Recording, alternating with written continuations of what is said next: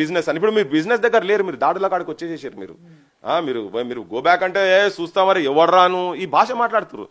ఎవరు రాను ఈ భాష ఏంది, కథ ఏంది, ఎవరిని మీరు బెదిరిస్తున్నది ఎవరిని? అరే మాకు ఓనమాలు నేర్పుతారా నాయన, ఉద్యమాలు ఎట్లా చేయాలి, పోరాటాలు ఎట్లా చేయాలి. ఒకటి తల్వార్ పట్టుకొని తిప్పుతాడు ఇట్లేదు. అరే నువ్వు తల్వార్ కాదురా నాయన, మా తుపాకులు తోపులు బాంబులతో ఆడుకున్న పల్లెలు మా తెలంగాణ పల్లెలు, మీరేం చేస్తారా నాయన మమ్మలను అంటే. అంటే ఇది ఒక రకమైన ఒక గూండాయిజం లెక్క. కాకపోతే ఆ స్థాయికి మేము పోం మేము.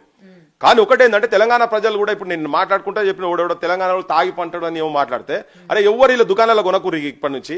మనోళ్ళు ఎవరైనా 10వ పరకో అటు ఇటు అయినా కానీ మనోళ్ళ దగ్గరనే కొనండి. మనోళ్ళు కూడా యూత్ ఏం చేయాలంటే ఇప్పుడు నిరుద్యోగులు మొత్తం 10 మంది తయారు చేసి అప్పో చేసి మీరు దుకాణాలు పెట్టుకోర్రి.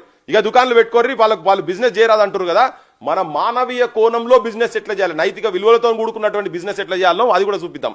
మనం తినుకుంటా మన కుటుంబాన్ని కూడా పెట్టుకుంటా వాళ్ళ మీద కూడా భారం కాకుండా దొంగ దందాలు లంగ దందాలు చేయకుండా ఎట్లా చేస్తామో తెలంగాణలోకి అది వస్తుంది. అది చేయలేక చాలా మంది బంద్ చేసుకుంటున్నారు. కానీ ఇలా ఇది చర్చ వచ్చింది కాబట్టి మన ప్రజలలో తెలంగాణ జనంలో కూడా పోవాలి. నువ్వు ఛాయ్ తాగాలన్నా కానీ ఇంకా ఓకేగా వాళ్ళ బంగారు దుకాణాలకు బంగారు షాపులకు పోవద్దుగా. ఇప్పటి నుంచి స్టార్ట్ అవుతుంది అది, ఆ ఫీలింగ్ మొదలవుతుంది కదా. ఇప్పుడు అక్కడ ఆమన్గల్లో ఉన్నది కదా, ఆమన్గల్ జనం కూడా రేపు పొద్దుగాల తయారైంది అనుకో.